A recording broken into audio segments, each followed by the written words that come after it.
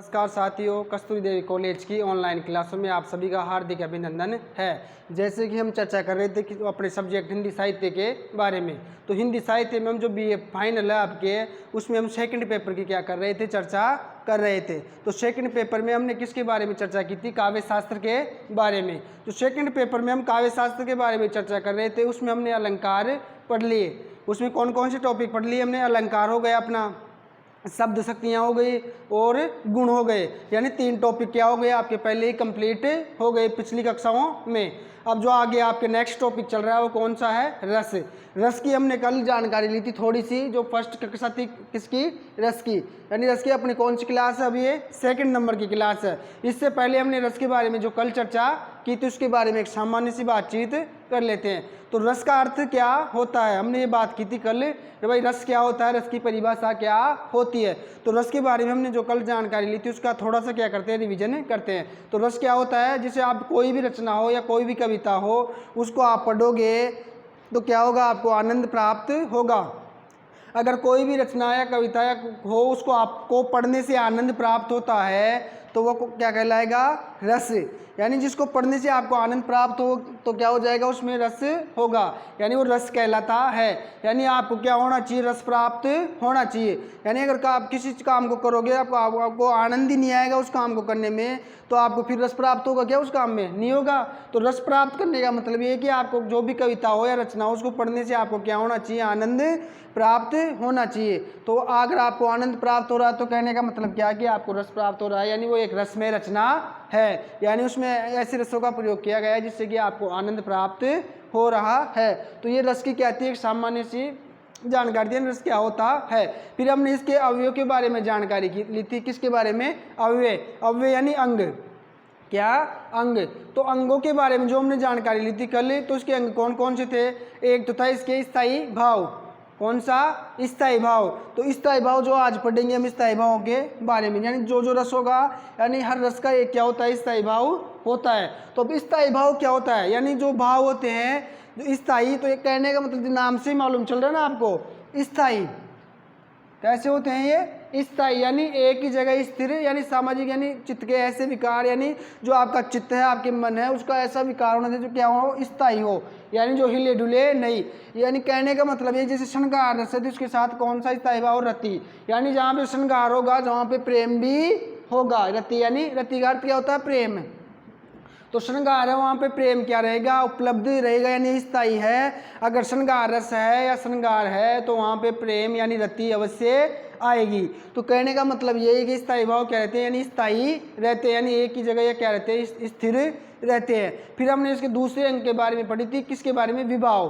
किसके बारे में, विभाव। तो विभाव कौन कौन से थे आपके, विभाव थे आपके आलंबन और उद्दीपन है। कौन कौन से, आलंबन और उद्दीपन थे। आलंबन तो यानी जिसकी वजह से आपके क्या हो, भाव उत्पन्न हो। यानी आलंबन किसे कहते हैं, यानी जिसे देख कर या सुनकर आपके मन में क्या हो, भाव उत्पन्न हो, यानी जिसकी वजह से अगर आपके मन में भाव उत्पन्न हो रहे हैं वो क्या कहलाता था, आलंबन। और एक था उसमें आपके क्या, आश्रय।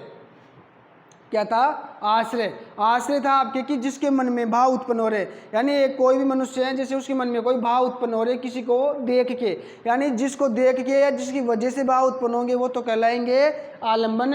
और जिसके हृदय में यानी जिसके मन में जो भाव उत्पन्न हो रहे वो क्या कहलाता है, आश्रय। क्या कहलाता था वो, आश्रय। और एक था उसके अकॉर्डिंग क्या था आपके, उद्दीपन। क्या था, उद्दीपन है। अब अगर मान लो कोई भाव उत्पन्न हो रहे हैं आपके मन में, अगर उन भावों को बढ़ाने वाला हो कोई, यानी अगर भाव अगर आपके मन में है, अगर ऐसी कोई वस्तु हो या ऐसा कोई स्थान हो जिसकी वजह से आपके भाव क्या हो रहे हो, बढ़ रहे हो, यानी भावों में क्या हो रही है, उत्तेजना आ रही हो, तो वो क्या कहलाते हैं, उद्दीपक। यानी उद्दीप्त करने वाले, यानी आपके भावों को उद्दीप्त करने वाले, यानी बढ़ाने वाले। यानी जो आपके भाव उत्पन्न हो रहे हैं, यानी हृदय के अंदर जो आश्रय है, आश्रय के अंदर जो आपके भाव उत्पन्न हो रहे हैं, तो उन भावों को बढ़ाने वाले कौन कहलाते हैं, उद्दीपक। यानी उद्दीपक यानी जो आपको क्या करते हैं, उद्दीप्त करते हैं, यानी आपके भावों को क्या करते हो, प्रभावित करते हैं और उनको बढ़ाते हैं। तो वो तो क्या था, आपके विभाव थे। फिर आगे हमने नेक्स्ट जो उसका अवयव था वो था आपके अनुभाव। कौन सा, अनुभाव। तो अनुभाव ये आपके कौन कौन से थे, कायिक, मानसिक, सात्विक और आहार्य। अनुभाव कितने प्रकार के थे, यानी अनुभाव कहते हैं बाह्य चेष्टाएं होती हैं, जो अपने बाह्य शारीरिक चेष्टाएं होती हैं उनको क्या कहते हैं, बाह्य चेष्टाओं को अनुभाव। और जो भावों का वो करते हैं, विभावन करते हैं, उनको क्या कहते थे हम? विभाव। यानी जो अपने भावों को उत्पन्न करें उनको क्या बोलते थे हम? विभाव। और अनुभाव बोलते हैं जो बाह्य चेष्टाएं होती है, यानी जो बाह्य चेष्टाएं या बाह्य विकार उनको क्या बोलते थे हमें? अनुभाव। और अनुभाव कितने प्रकार के पढ़े थे कल? 4 प्रकार के। कौन कौन से? कायिक, मानसिक, सात्विक और आहार्य। और एक आपके अंग था उसमें कौन सा? संचारी भाव। कौन सा? संचारी भाव, जिनकी संख्या कितनी बताई थी मैंने आपको? 33। कितनी संख्या है संचारी भावों की? 33। तो जो संचारी भाव है वो क्या होते हैं? जो स्थायी भाव होते हैं ना अपने, तो स्थायी भावों की पुष्टि के लिए कौन से भावों की का प्रयोग किया जाता है? संचारी भावों का। यानी इनकी पुष्टि के लिए, इनकी सहायता के लिए जो भावों का प्रयोग करोगे, यानी जो भाव आएंगे आपके सामने वो कौन से कहलाते हैं? संचारी भाव। कौन से? संचारी भाव। तो रस की जो परिभाषा और जो उसके अंग थे, जो उसके अवयव थे, उनके बारे में हमने क्या कर ली थी? कल चर्चा कर ली थी। तो क्लियर हो गए यहाँ तक सबके? अब जो कल ही हमने ये चर्चा हुई थी यहाँ तक, अब उसके बारे में क्या करते हैं? हम आगे चर्चा करते हैं, यानी जो नेक्स्ट आगे है आपके, अब उसके बारे में हम क्या करेंगे? आज चर्चा करते हैं। अब नेक्स्ट की बात करें हम रस के बारे में और आगे, तो रस कितने प्रकार के होते हैं? पहले तो थे अपने 9 प्रकार के मानते थे, लेकिन अब इस किसको? भक्ति को और शांत को, किसको? भक्ति और शांत को भी क्या मान लिया? रस के अकॉर्डिंग मान लिया गया है। यानी इन दोनों को भी क्या मान लिया गया? इन दोनों से संबंधित जो रचनाएं हैं उनको भी क्या है? रसों के अकॉर्डिंग रखने लग गए। तो टोटल कितने रस हो गए आपके? 11। कितने हो गए? 11। 1 नंबर पे तो हो गया आपके श्रृंगार, 2 नंबर पे हो गया वीर, और 3 नंबर पे हो गया आपके करुण, और 4 पे हो गया रौद्र, 5 पे हो गया हास्य, और 6 नंबर पे हो गया आपका भयानक, 7 पे हो गया अद्भुत, 8 पे हो गया विभत्स, और 9 पे हो गया शांत, और 10 पे हो गया वात्सल्य, और 11 नंबर पे हो गया आपके भक्ति रस। तो टोटल कितने रस हो गए? 11। तो जो टोटल 11 रस है और 11 क्या है? इनके स्थायी भाव है। तो जो 11 प्रकार के, तो रस कितने प्रकार के हो गए? 11 प्रकार के। अगर अब आपके यहाँ से क्वेश्चन आता तो कैसे आएगा? जैसे आपके यहाँ से क्वेश्चन आ गया एग्जाम में, तो किस प्रकार से आएगा? रस को परिभाषित कीजिए, या रस की परिभाषा बताते हुए रस कितने प्रकार के होते हैं समझाइए। यानी रस को क्या करना, फिर आपको परिभाषित करना है, फिर उसको परिभाषित करने के बाद में जो रस कितने प्रकार के हैं? 11 प्रकार के। या ऐसे आ जाए आपको छोटा क्वेश्चन है कि रस की परिभाषा देते हुए कि नहीं 2 या 4 रसों को क्या करो आप? उदाहरण सहित समझाओ। किस प्रकार समझाओ? उदाहरण सहित समझाओ। या कोई रस का नाम दे दिया आपके, श्रृंगार का या वीर का दे दिए, या श्रृंगार के बारे में दे दिए, श्रृंगार रस क्या होता है, श्रृंगार रस की परिभाषा बताते हुए कोई एक उदाहरण दीजिए। तो यानी किस प्रकार से कोई से भी रस को लेकर या रस पर्टिकुलर रस को लेकर या इसके अंगों को लेकर भी आपके क्वेश्चन आ सकता है। यानी क्वेश्चन कैसे भी किसी भी प्रकार से आपके आ सकता है। इसलिए आपको पूरे को जो रस का टॉपिक है आपको इसको अच्छे से समझते हुए आपको क्या करना है? चलना है, तो जिससे कि आपको एग्जाम में फिर कोई भी परेशानी ना हो। अब बात करते हैं रस। तो 11 रस है उनकी, तो रस तो कितने प्रकार के हो गए? 11 प्रकार के, और 11 क्या हो गए? इनके स्थायी भाव हो गए। अब बात करते हैं फर्स्ट नंबर पे श्रृंगार रस की। किसकी? श्रृंगार रस की। अब श्रृंगार रस क्या होता है, इसकी परिभाषा क्या होती है, इसके बारे में अब चर्चा करनी है। अब बात करें श्रृंगार रस की, तो श्रृंगार रस क्या होता है? श्रृंगार रस किसे कहते हैं? यानी जो कविता है तो उसमें श्रृंगार रस कब आएगा? तो श्रृंगार रस की बात करते हैं तो जो इसमें कौन कौन रहता है? नायक और नायिका। यानी नायक और नायिका के दोनों की तरफ, दोनों में क्या होना चाहिए? प्रेम होना चाहिए। यानी दोनों में क्या है? प्रेम है, नायक और नायिका में। तो जो प्रेम में वर्णन होगा वो कौन से रस के अकॉर्डिंग आएगा? श्रृंगार रस के अकॉर्डिंग। यानी श्रृंगार रस में किसका वर्णन आएगा? नायक और नायिका के प्रेम पूर्ण व्यवहार का वर्णन है। किसका? नायक और यानी नायक की तरफ से भी और नायक की तरफ से भी जो प्रेम पूर्ण वार्तालाप हो, जो प्रेम पूर्ण उनके बीच में जो प्रेम हो, एक नायक का किसका? नायक का तो नायिका की तरफ से, यानी नायक है उसका तो नायिका के लिए, और नायिका का नायक के लिए जो प्रेम होता है वही किस में आता है? श्रृंगार रस के अकॉर्डिंग आता है। और इसका स्थायी भाव क्या कहलाता है? रति। ऐसे भी प्रश्न आ सकता है आपके यहाँ से कि कोई से भी आपको 5 रस दे दिए और पूछ लिए उनके स्थायी भावों के नाम बताओ, तो फिर आपको बताना कि श्रृंगार का तो क्या होता है? रति, और वीर का क्या होता है? उत्साह, करुण का शोक, रौद्र क्रोध, हास्य हास, भयानक भय, अद्भुत विस्मय, विभत्स जुगुप्सा, शांत, निर्वेद, वात्सल्य, वत्सल, भक्ति, ईश्वरति।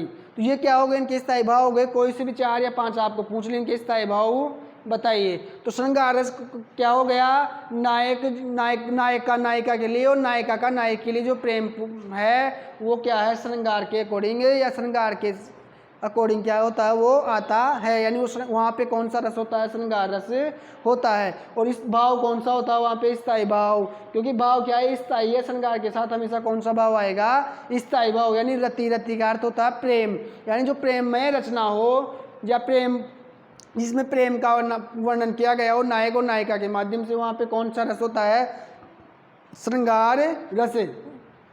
कौन सा होता है, श्रृंगार रस। अब श्रृंगार रस के बाद में हम बात करते हैं किसकी, आगे। तो श्रृंगार रस के बारे में आगे और चर्चा करें तो श्रृंगार रस के 2 भाग होते हैं। कितने होते हैं, 2। अब कौन कौन से हो गए, 2। तो श्रृंगार के 2 भाग हो गए। एक तो हो गया आपके संयोग, कौन सा हो गया, संयोग, और एक हो गया वियोग।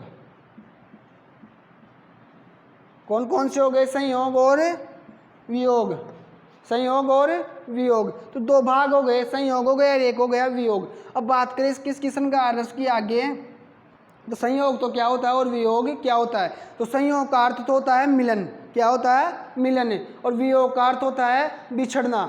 अगर मान लो कोई नायक और नायिका है, दोनों एक दूसरे से क्या करते हैं, प्रेम करते हैं। अब दोनों एक दूसरे से प्रेम करते हैं तो कौन सा रस हो जाएगा, श्रृंगार, और उसमें स्थायी भाव कौन सा हो जाएगा, रति। ये तो सामान्य सी बातचीत हो गई, यानी सामान्य बात हो गई कि अगर प्रेम में कोई रचना तो वहाँ पे कौन सा रस होगा, श्रृंगार। अगर श्रृंगार रस है तो डेफिनेटली कौन सा भाव आएगा, स्थायी भाव रति आएगा, क्योंकि श्रृंगार के साथ कौन सा स्थायी भाव रहता है, हमेशा रति, यानी प्रेम।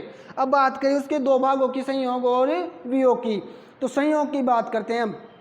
तो संयोग में होता है मिलन, यानी अगर नायक और नायिका का जो वर्णन है प्रेम पूर्वक, अगर दोनों में क्या है, मिलन है, क्या हो गया, दोनों का मिलन हो गया। यानी दोनों का मिलन है, दोनों अगर मिले हुए हैं, बिछड़े हुए नहीं है, एक साथ साथ हैं, यानी दोनों क्या रहने चाहिए, साथ साथ रहने चाहिए। अगर दोनों साथ साथ है तो कौन सा आएगा आपके, कौन सा प्रकार हो जाएगा, संयोग श्रृंगार। कौन सा हो जाएगा, संयोग श्रृंगार। यानी दोनों क्या है, साथ साथ है। अगर दोनों क्या हो गए, बिछड़ गए, जैसे मान लो दोनों में कोई भी पति पत्नी मान लो, या प्रेमी या प्रेमिका मान लो, या नायक या नायिका मान लो, अगर दोनों में प्रेम है, अगर दोनों में झगड़ा हो गया और दोनों क्या हो गए, अलग हो गए, क्या हो गए, अलग हो गए, तो फिर वहाँ पे दोनों अलग हो जाएंगे। तो वियोग का मतलब होता है दुख, क्या होता है, दुख। वियोग का अर्थ क्या होता है, दुख। तो दोनों अलग हो जाएंगे, दोनों फिर क्या हो जाएंगे, दुखी हो जाएंगे। यानी दोनों ही अलग हो जाएंगे तो फिर दुखी रहने लग जाएंगे वो, फिर क्या होगा, उनका मन प्रसन्न नहीं रहेगा और वो कैसा फील करेंगे, अपने आप को दुखी महसूस करेंगे। यानी फिर वियोग होगा, उनको क्या होगा, वियोग होगा। तो कहने का मतलब क्या हो जाएगी, अगर दोनों अलग हो जाए तो वो स्थिति कैसी हो जाएगी, वियोग की। अगर दोनों का मिलन रहता है, दोनों साथ साथ रहते हैं तो क्या, कौन सी स्थिति कहलाएगी, संयोग की। तो श्रृंगार के कौन से 2 भाग हो गए, वियोग और संयोग। संयोग में दोनों साथ साथ रहेंगे और वियोग में अलग अलग। या वियोग में ऐसे भी हो सकता है जैसे मान लो दोनों में से क्या हो जाए, एक मर जाए या एक के साथ कुछ घटना घटित हो जाए। यानी मान लो अगर नायक और नायिका है, दोनों में से जैसे नायक या नायिका में से अगर नायिका मर जाए तो फिर क्या हो जाएगा, नायक अकेला ही हो जाएगा। यानी उसको क्या हो जाएगा, फिर वियोग होगा, क्योंकि उसको इसकी याद आती रहेगी किसकी, नायिका की, और वो क्या हो जाएगा, उसको लिए फिर वो वियोग की स्थिति हो जाएगी। तो श्रृंगार के कौन से पक्ष हो गए, 2, संयोग का और वियोग का। कौन कौन से, संयोग और वियोग। अगर रचना में वर्णन आए श्रृंगार का, अगर श्रृंगार के अकॉर्डिंग अगर संयोग का या मिलन का वर्णन आए तो संयोग श्रृंगार हो जाएगा। अगर किसका वर्णन आए, बिछुड़ने का, अगर दोनों बिछड़े हुए हैं, किसी कोई सी भी वजह हो बिछुड़ने की, वो मतलब नहीं है अपने को, क्या है कि बिछुड़ने की वजह कोई सी भी हो, उससे अपने को कोई भी मतलब नहीं है। मतलब क्या है कि अगर बिछड़े हुए हो तो वो वियोग की स्थिति होगी, तो वहाँ पे वियोग श्रृंगार होगा।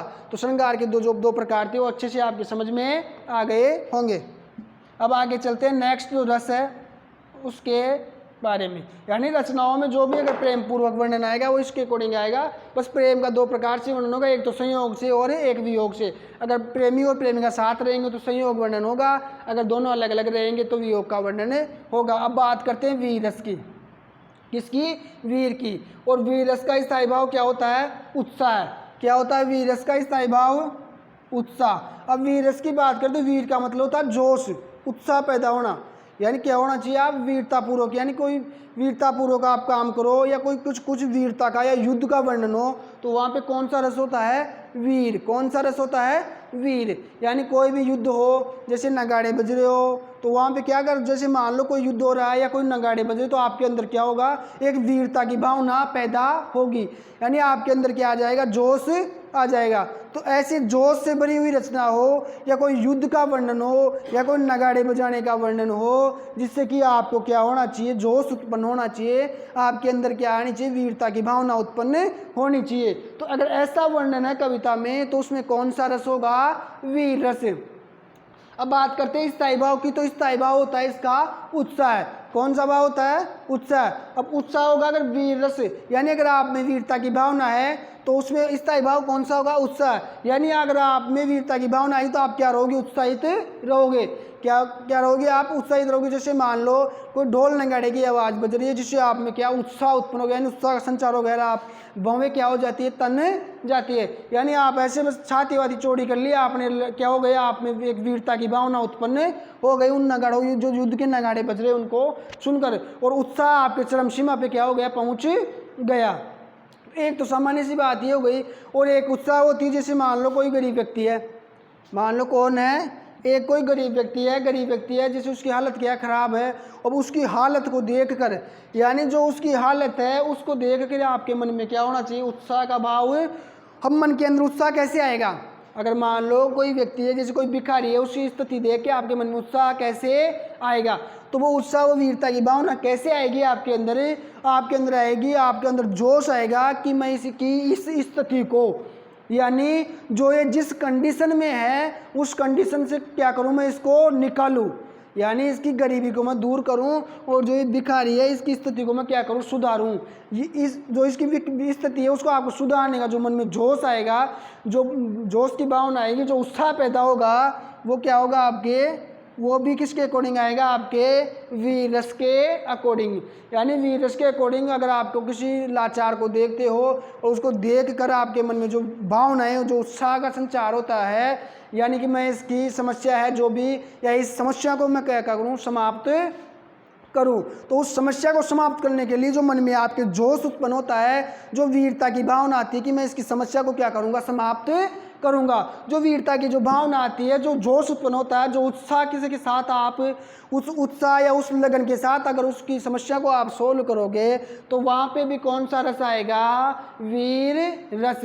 तो वीर रस कहाँ कहाँ पे आता है, यानी ऐसी रचना होनी चाहिए जिसमें किसी युद्ध का वर्णन हो, या युद्ध से संबंधित किसी घटना का वर्णन हो, या कोई लाचार को या गरीब को देख के उसकी आप जो भी समस्या है उसको आप क्या करो, दूर करने का आपके अंदर क्या हो, उत्साह हो, उसको दूर करने के आपके अंदर क्या होना चाहिए, जोश उत्पन्न होना चाहिए। तो इस प्रकार की अगर कोई रचना है, तो वहाँ पे कौन सा रस आएगा, वीर रस। कौन सा, वीर। और वीर रस का स्थायी भाव कौन सा होता है, उत्साह है। कौन सा होता है, उत्साह है। तो अगर आपके एग्जाम में अगर मान लो रस में से क्वेश्चन आता है, अगर आपको कोई से भी 4-5 रसों की क्या परिभाषा और उनके उदाहरण देने के लिए कहा जाता है, तो आप उसकी पहले तो परिभाषा बताओ, फिर उसका स्थायी भाव बताओ, फिर स्थायी भाव बताने के बाद में आप एक उदाहरण दो कि इसमें जैसे वीर में वीरता का उदाहरण, कोई युद्ध का वर्णन बता दो, श्रृंगार में कोई प्रेमी और प्रेमिका का वर्णन है वो बता दो। तो कहने का मतलब है जो भी प्रेममय वर्णन है नायक और नायिका, जैसे बिहारी के दो हो गए नायक नायिका के ऊपर, तो उनमें से क्या एक कोई सा भी दोहा लेके आपने वो दे दिया, या प्रेम पूर्वक कोई वर्णन हो गया, जैसे सीता और राम का जो प्रेम रामचरितमानस में दिखाया गया वो प्रेम, या जनक वाटिका वाला वर्णन, जो भी प्रेम पूर्व वर्णन हो उसको क्या करो आप उदाहरण के रूप पे उसको प्रस्तुत करो। फिर उसको प्रस्तुत करने के बाद में जो आप में उसका स्थायी भाव क्या है, यानी जो यहाँ पर तो रति है, क्या है, रति है, तो उसका रति स्थायी भाव हो जाएगा। उसमें आश्रय कौन है, उसमें उद्दीपक कौन है, आलम्बन कौन है, ये चीज़ें भी क्या कर सकते हो आप उसमें बता सकते हो। तो इससे क्या कि आपका फिर वो जो ट्यूशन है वो क्या ज़्यादा बेटर रहेगा, यानी वो क्या रहेगा, ज़्यादा बेटर रहेगा और नंबर आपके अच्छे आएंगे। तो इस हिसाब से आपको क्या करना है, एग्जाम में क्वेश्चन को क्या करना है, आपको हैंडल करना है। मैंने जिस प्रकार से आपको बताया, तो 2 रस क्या हो गए आपके कंप्लीट हो गए। यहाँ तक किसी को कोई डाउट हो नहीं है ना किसी को कोई डाउट है? यानी अच्छे से आपको इन दोनों को समझना है, वीर और श्रृंगार को। अब नेक्स्ट चलते हैं अपने किस पे, करुण। करुण का अस्थायी भाव क्या हो गया, शोक। क्या हो गया, शोक। अब करुण, करुण से मतलब क्या होता है, दया। क्या हो गई, करुणा यानी दया। क्या हो गई, दया। अब करुण रस की बात करें तो करुण में यानी एक दया भरी रचना होनी चाहिए, यानी क्या होना चाहिए, आपको शोक लगना चाहिए। क्या होना, अगर आपको शोक लग रहा है तो वहाँ पे कौन सा रस आएगा, करुण रस। यानी आप ऐसे कैसे यानी दुखी हो जाओगे, एक अलग ही क्या हो जाएगी, आप दया के पात्र से नजर आओगे। तो ऐसी सिचुएशन, जो ये सिचुएशन है करुण रस वाली, ये कौन से समय आएगी, कब आएगी, ये ऐसी सिचुएशन है, उसके बारे में आपको आगे बताते हैं। अब ये कौन सी सिचुएशन हो गई, ऐसी कैसी स्थिति हो गई कि आप क्या हो गए, शोक में डूब गए। तो करुण रस की परिभाषा होती है कि आपकी कोई प्रिय वस्तु हो, अगर आपकी कोई प्रिय वस्तु हो, अगर वो क्या हो जाए, नष्ट हो जाए। अगर आपकी कोई प्रिय वस्तु नष्ट हो जाए, या आपका कोई प्रिय व्यक्ति है वो क्या हो जाए, मर जाए या ख़त्म हो जाए, तो आपको जो शोक उत्पन्न होगा, जो आपको दुख उत्पन्न होगा, वही कौन से रस के अकॉर्डिंग आएगा, करुण रस के। यानी वहाँ पे कौन सा रस आएगा, करुण। यानी अगर आपके कोई प्रिय वस्तु या प्रिय व्यक्ति क्या हो जाए, नष्ट हो जाए, या प्रिय वस्तु नष्ट हो जाए, या प्रिय व्यक्ति आपसे खो जाए, तो वहाँ पे कौन सा रस रहता है, करुण। कौन सा रस आएगा, करुण। और आप कौन सी स्थिति में डूब जाओगे, शोक की स्थिति में। यानी आपकी स्थिति कैसी हो जाएगी फिर, आप यानी शोक में हो जाओगे। जैसे कोई मर जाता है तो शोक हो जाता है ना सबको, यानी शोक 2 मिनट का जैसे मौन धारण करते हैं। जैसे मान लो अपना कोई नेता वेता मर जाए, या कोई प्रसिद्ध आदमी मर जाता है, तो उसके 2 मिनट के लिए मौन धारण करते हैं ना, शोक धारण करना। यानी तो 2 मिनट के लिए मौन धारण करते हैं, यानी अब सारा जैसे मान लो क्या होते हैं, शोक में डूब जाते हैं सभी, यानी सभी क्या हो जाते हैं, दुखी हो जाते हैं। अगर कोई प्रिय या चहेता, जैसे मान लो सुशांत सिंह राजपूत अभी मरा था थोड़े दिनों पहले, जो बॉलीवुड स्टार था, वो मरा था। तो क्या था, एक पब्लिक में जो उसके फैन थे, जो भी उसके दोस्त थे, तो उनमें क्या हो गया था, एक शोक की लहर दौड़ गई। कौन सी लहर दौड़ गई, शोक। यानी सभी क्या हो गए, शोक में डूब गए। यानी जो उसके प्रेमी थे, जो उसके प्रिय थे, जो उसके फैन थे, वो क्या हो गए, शोक में डूब गए। तो यानी जो उसका ऐसी घटना का अगर वर्णन हो, तो वहाँ पे रस तो कौन सा आएगा, करुण। कौन सा आएगा, करुण। और उसका स्थायी भाव क्या रहता है, शोक।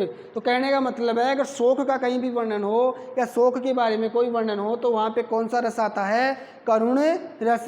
कौन सा रस आता है, करुण। क्लियर यहाँ तक। अब आगे चलते हैं, अब आगे बात करते हैं किसकी, रौद्र। किसकी, रौद्र। इसका स्थायी भाव क्या होता है, क्रोध। क्या होता है, क्रोध। अब रौद्र रस कहाँ पे आएगा, जहाँ पे क्या होगा, क्रोध होगा। यानी स्थायी भाव क्या होगा, क्रोध। यानी स्थायी हो गई ये चीज, ये क्या हो गया, स्थायी हो गया ना। अगर क्रोध होगा तभी कौन सा रस आएगा, रौद्र। अब क्रोध की बात करते हैं। जैसे मान लो आपका कोई भी दुश्मन है, क्या है, कोई भी आपका, जैसे मान लो दुश्मन है, आप उसको पसंद नहीं करते हो, यानी उसको आप क्या नहीं करते, पसंद नहीं करते। अगर आपको मान लो कहीं दिख गया, आप जा रहे हो, अगर आपको वो कहीं भी दिखाई दे गया, तो आपके मन में क्या होगी, क्रोध की ज्वाला उबलेगी। यानी आपके मन में क्रोध उत्पन्न होगा, और आप उसको देखते क्या हो जाओगे, लाल पीले हो जाओगे। यानी आप पूरी तरह से क्रोध में हो जाओगे। आपके मतलब हाथ में हो तो आप, कहने का मतलब उसको पीट भी दो, क्या कर दो, उसको आप पीट भी सकते हो। यानी इतना क्रोध बढ़ जाएगा आप कि आपके मन में आएगा, साले को क्या कर दूं, अभी पीट दूं। यानी आपके मन में एक क्रोध उत्पन्न हो जाएगा। यानी अगर क्रोध की भावना अगर आपके मन में आती है, या किसी दुश्मन को, या कोई आपका जो नापसंद व्यक्ति है जिसे आप पसंद नहीं करते हो, तो उसको देखते ही जो आपके मन में भाव उत्पन्न हो, तो वहाँ पे कौन सा रस होगा, रौद्र। यानी ऐसी सिचुएशन, ऐसा व्यक्ति जिसे आप क्या नहीं करते, पसंद ही नहीं करते, या जो आपका कोई दुश्मन हो, अगर उसका वर्णन हो, या सामने कोई दिख जाए, तो ऐसा कोई वर्णन हो, तो वहाँ पे कौन सा रस होता है, रौद्र रस। अब जैसे मान लो कोई सामान्य कविता है, अब उस कविता में मान लो ऐसा कोई वर्णन है जिसमें एक पात्र है, मान लो कोई सा भी। अब वो पात्र है तो उसके जैसे मान लो ऐसा दिखाया गया है, उसके जैसे मान लो कोई दुश्मन के बारे में दिखाया गया है। जैसे मान लो अगर राम है, एक तरफ क्या हो गया, रावण। क्या हो गया, रावण। अब मान लो अगर राम और रावण है, अगर राम के सामने रावण आ जाए तो राम को क्रोध आएगा नहीं, क्या आएगा ना, क्योंकि राम का दुश्मन कौन हो गया, रावण है। तो रावण को जैसे ही देखेगा अपनी आंखों के सामने, राम के मन में क्या होगा, क्रोध की भावना प्रज्वलित होगी। यानी क्रोध का भावना का संचार हो जाएगा, और उसका क्या हो जाएगा, यानी एक तरह से लाल पीला हो जाएगा, और एक तरह से उसको क्रोध क्या हो जाएगा, उसकी सीमा बढ़ जाएगी। यानी अपने दुश्मन को सामने देखकर अपने अंदर जो ज्वाला उत्पन्न होती है, यानी जो क्रोध की भावना उत्पन्न हो जाएगी। तो जैसे वो उस रावण को देखेगा उसके अंदर क्या हो जाएगी, एक क्रोध की भावना उत्पन्न हो जाएगी। तो अगर ऐसा वर्णन हो राम रावण का, अगर आप वर्णन करो तो वहाँ पे कौन सा रस होगा, रौद्र रस होगा। यानी उनका जो दृश्य होगा उनको देख के, यानी राम रावण को अगर सामने देखेंगे तो वो क्या जो क्रोध से लाल पीले हो जाएंगे। तो क्रोध से लाल पीले हो जाएंगे तो वहाँ पे अगर ऐसी रचना होगी तो उसमें हम किसका, कौन सा रस लेंगे, रौद्र रस। कौन सा, रौद्र। इसीलिए रौद्र रस का स्थायी भाव क्या हो गया, क्रोध। क्या हो गया, क्रोध हो गया। तो अपने सामने अगर कोई हमारा पसंदीदा व्यक्ति नहीं हो, या हमारा कोई दुश्मन हो, या ऐसी कोई वस्तु हो जिसे देख के हमें क्या हो एक तरह से क्या होना चाहिए, मतलब क्रोध आना चाहिए। उसको देख के अपने मन के अंदर एक क्रोध की भावना उत्पन्न होनी चाहिए। अगर क्रोध की भावना उत्पन्न हो रही है तो वहाँ पे कौन सा रस हो जाएगा, रौद्र रस। कौन सा, रौद्र रस। अब बात करते हैं किसकी, हास्य। कौन से रस की, हास्य। अब हास्य रस का स्थायी भाव क्या होता है, हास्य। क्या होता है, हास्य। अब हास्य रस की बात करें हमें तो हास्य रस का मतलब होता है हंसी ठिठोली करना, है नहीं, हास्य। नाम से मालूम चल रहा है भाई, हास्य का क्या होगा स्थायी भाव, हास्य। यानी हंसी मजाक होना या ऐसी कोई बात हो ऐसी, तो वहाँ पे कौन सा रस होता है, हास्य। यानी कुछ ऐसी अद्भुत चीज़ों को देखो आप, यानी मान लो कोई अद्भुत चित्र आपके सामने, या कुछ ऐसी आकृति हो गई जिसको देख के आपके मन में क्या हो, मतलब एक प्रकार अलग ही क्या हो, आपके मन में चंचलाहट सी या अलग ही हास्य की भावना उत्पन्न हो। यानी कुछ ऐसी विपरीत क्या होनी चाहिए, रचना होनी चाहिए, ऐसा कोई विपरीत दृश्य होना चाहिए जिसको देख के आपको हास्य की अनुभूति होनी चाहिए। यानी ऐसी अनुभूति होगी, हास्य की अनुभूति होगी, तो उस वहाँ पे कौन सा रस होगा, हास्य। तो कहने का मतलब यही है, जैसे मान लो कोई भी विपरीत रचना है, यानी जैसे मान लो कोई भी आप मनुष्य है, अगर आपको वो विपरीत लगे, आपको कैसा लगे, विपरीत लगता है, या आपको उसको देख के क्या होगी, फिर हास्य की प्रवृत्ति आपके मन में उत्पन्न होगी। या ऐसी कोई रचना हो, ऐसा ही कोई चित्र हो जो एक अद्भुत अलग ही प्रकार का हो, जिसको देख के आपके क्या हो, मन में हास्य की भावना आए, यानी हंसी आपको आए, तो वहाँ पे कौन सा रस होता है, हास्य। तो हास्य रस में ये आएगा कि कोई सी भी जो वस्तु हो या कोई भी व्यक्ति हो वो कैसा होना चाहिए, अद्भुत होना चाहिए, यानी अलग ही प्रकार का होना चाहिए कोई, यानी सामान्य से हटके। यानी अगर सामान्य कोई भी होगी तो सामान्य चीज़ को या सामान्य वस्तु को देख के आपके मन में हास्य की प्रवृत्ति आएगी नहीं। यानी सामान्य से हटके कुछ अलग ही विशेष क्या होनी चाहिए, वो अलग ही होनी चाहिए, उसमें कुछ अलग ही विशेषता होनी चाहिए। यानी वो सामान्य से हटके कुछ अद्भुत या अलग ही, यानी भिन्न प्रकार की होनी चाहिए। तो वहाँ पे कौन सा रस होगा, हास्य। तो आज हमने कितने रसों की चर्चा की, 5। कौन कौन से, श्रृंगार। श्रृंगार के 2 भाग थे, कौन सा, संयोग और वियोग। तो श्रृंगार का स्थायी भाव क्या हो गया, रति, और इसके 2 भाग है, कौन कौन से, एक तो हो गया संयोग और एक होता है वियोग। संयोग और वियोग। तो संयोग में तो क्या होता है कि नायक और नायिका का मिलन होता है, नायक और नायिका एक साथ रहते हैं, उसका वर्णन होता है। और वियोग में दोनों क्या हो जाते हैं, बिछुड़ जाते हैं, दोनों के बिछुड़ने का वर्णन रहता है। और फिर एक बात की थी हमने वीर की, वीर का स्थायी भाव क्या है, उत्साह। यानी अगर आपके अंदर वीरता की भावना हो, उत्साह की भावना हो, तो वहाँ पे कौन सा रस होता है, वीर। करुण, यानी आपकी कोई प्रिय वस्तु नष्ट हो जाए या प्रिय व्यक्ति मर जाए तो उससे आपको क्या होगा, शोक उत्पन्न होगा, तो वहाँ पे कौन सा रस होगा, करुण। फिर बात की थी हमने रौद्र यानी क्रोध की। यानी ऐसा कोई व्यक्ति हो जिसको आप पसंद नहीं करते हो, अगर आपके सामने आ जाए, या कोई आपका दुश्मन हो जो अगर आपके सामने आ जाए तो आप उसको देखते आपके अंदर कौन सी भावना उत्पन्न हो जाएगी, क्रोध की भावना उत्पन्न हो जाएगी। तो ऐसी रचना को हम किसके अकॉर्डिंग रखते हैं, रौद्र रस के अकॉर्डिंग। एक है हास्य रस। कौन सा, हास्य। यानी ऐसी कोई अद्भुत रचना हो, या ऐसा कोई अद्भुत व्यक्ति हो, या ऐसी कोई अद्भुत वस्तु हो, अजीबोगरीब दृश्य हो, जिसको देखकर आपके मन में क्या हो, हास्य की भावना उत्पन्न हो, तो वहाँ पे कौन सा रस होता है, हास्य रस। अब आगे जो भी आपके रस बच गए, 5 की चर्चा हमने आज कर ली, और बाकी के जो आपके 6 बच गए इनकी रचना कर ले। इनकी चर्चा क्या करेंगे हम कल आगे विस्तार से करेंगे। और आज हम क्या करते हैं, यहीं इसको विराम देते हैं। आज की क्लास आपकी यही समाप्त होती है। कल जो भी आपके रस बच गए उनकी चर्चा हम कल करेंगे। तो ये जो रस वाला टॉपिक है आपका, ये कल क्या हो जाएगा, समाप्त हो जाएगा। धन्यवाद।